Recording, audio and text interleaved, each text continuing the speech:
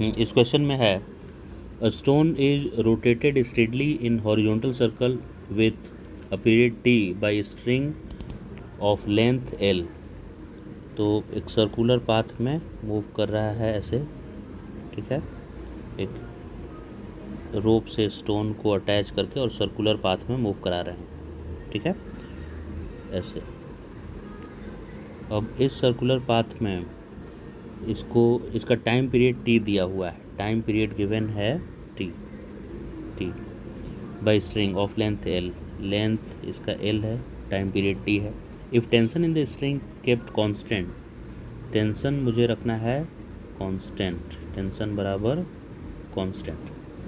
तो इस स्ट्रिंग में टेंशन होता कितना है, तो यहाँ एक एम मास अगर अटैच करके आप ऐसे घुमाते हैं तो इस पर सेंट्रीफ्यूगल फोर्स एक लगता है बाहर की तरफ, उसका वैल्यू होता है M V square by R, और आर यहाँ लेंथ है स्ट्रिंग का इसलिए एल लिख दे रहे हैं हम, M V square by L, और V equals to R omega होता है। तो इसको आप ओमेगा के टर्म में लिखना चाहें तो ये हो जाता है एम ओमेगा स्क्वायर एल, ये फॉर्मूला होता है, राइट, टेंशन का। तो टेंशन इन स्ट्रिंग का फॉर्मूला हो गया M omega square L. Clear है इतना? इस स्ट्रिंग में कितना टेंशन आएगा इधर, ये ऑब्जेक्ट है जिसको सर्कल में मूव करा रहे हैं, ये सेंट्रीफ्यूगल फोर्स एक्सपीरियंस करेगा ऐसे बाहर की तरफ, तो ये रोप अंदर की तरफ उसको उतना ही फोर्स लगाएगा, तब ये जाकर ये यहाँ पे रह सकता है इस पोजीशन पे, राइट। तो अंदर की तरफ टेंशन फोर्स होगा बाहर की तरफ लगने वाला सेंट्रीफ्यूगल फोर्स के इक्वल, या दूसरे तरह से ये बोल सकते हैं आप कि सर्कल में घूमने के लिए सेंट्रीपिटल फोर्स की रिक्वायरमेंट होती है। Here tension force is providing that necessary centripetal force. तो टेंशन फोर्स के इक्वल ही मैं सेंट्रीपिटल फोर्स लिख दिया एम ओमेगा स्क्वायर एल। तो एम ओमेगा स्क्वायर एल, और इस टी में टी को मुझे कांस्टेंट रखना है, राइट, ये क्वेश्चन में गिवन है।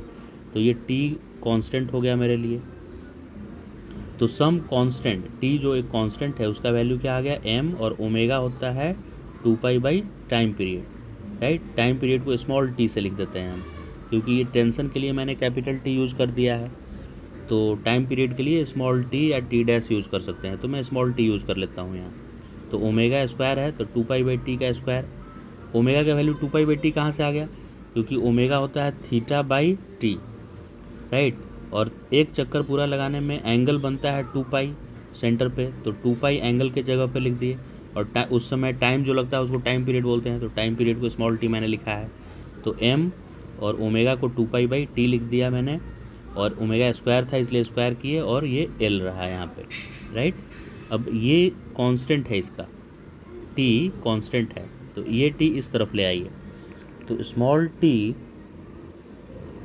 जो स्मॉल टी इसका रहा, ये स्मॉल टी, ये तो पहले से ही कांस्टेंट है 2 पाई और एम, तो एल के डायरेक्टली प्रोपोर्शनल हो गया कि नहीं, ये टी इस तरफ आ गया और एल यहाँ न्यूमरेटर में है, तो ये टी का स्क्वायर देखिए स्क्वायर किया हुआ है, तो 2 पाई का भी स्क्वायर होगा और इस टी का भी स्क्वायर होगा, तो इधर जब ये टी आएगा तो टी स्क्वायर होगा, और ये प्रोपोर्शनल किसके हो गया, लेंथ के, ऐसे लेंथ के प्रोपोर्शनल हो गया।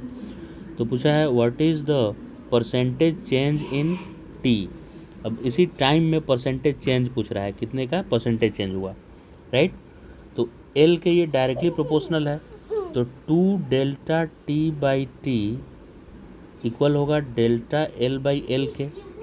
एरर चैप्टर में ये ऐसे है, एल में change in L by initial value of L equal to 2 times change in time by initial value of time होगा।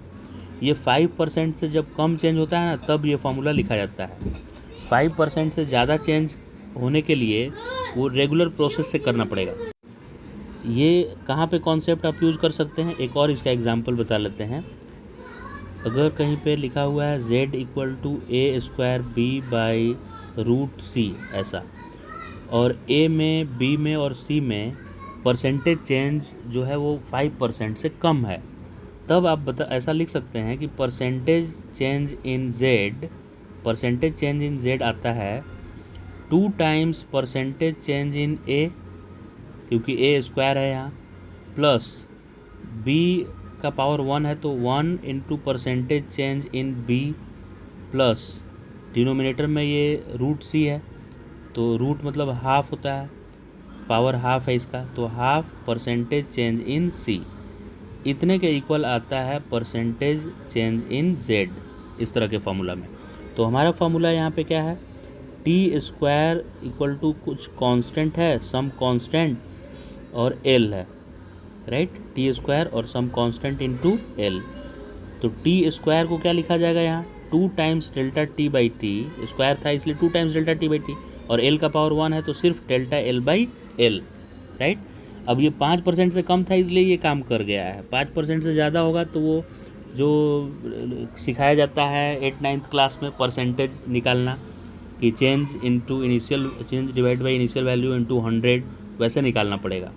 लेकिन ये क्वेश्चन दिया गया है, मतलब वो मान के चल रहा है कि आप एरर चैप्टर पढ़े हुए हैं, 11th क्लास का स्टार्टिंग का चैप्टर होता है यूनिट डायमेंशन एंड एरर, तो उस एरर चैप्टर में ये फार्मूला पढ़ाया जाता है 5% से लेस चेंज के लिए, राइट। तो 2 डेल्टा टी बाई टी मुझे पूछा है परसेंटेज चेंज इन टी, तो 2 delta T by T delta L by L, दोनों साइड में 100 मल्टीप्लाई कर देते हैं ना परसेंटेज निकालने के लिए, इनटू 100, इधर भी delta L by L into 100। तो ये क्वांटिटी क्या हो गया, परसेंटेज चेंज इन लेंथ, जो कि गिवन है यहाँ पे कि 1% लेंथ इंक्रीज हुआ है 1% से, तो इसे 1 लिख दीजिए।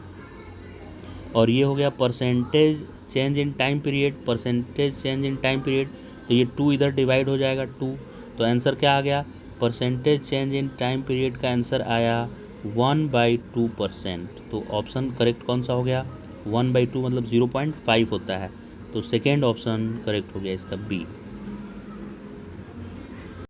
अगर ये मेथड 11th क्लास जो पढ़ा हुआ है एरर चैप्टर उसको समझ में आ जाएगा, लेकिन अगर उससे नहीं करके आप करना चाहते हैं रेगुलर मेथड से, मैथ में जैसे बताया जाता है चेंज, तो वो मेथड से भी आप कर सकते हैं, राइट।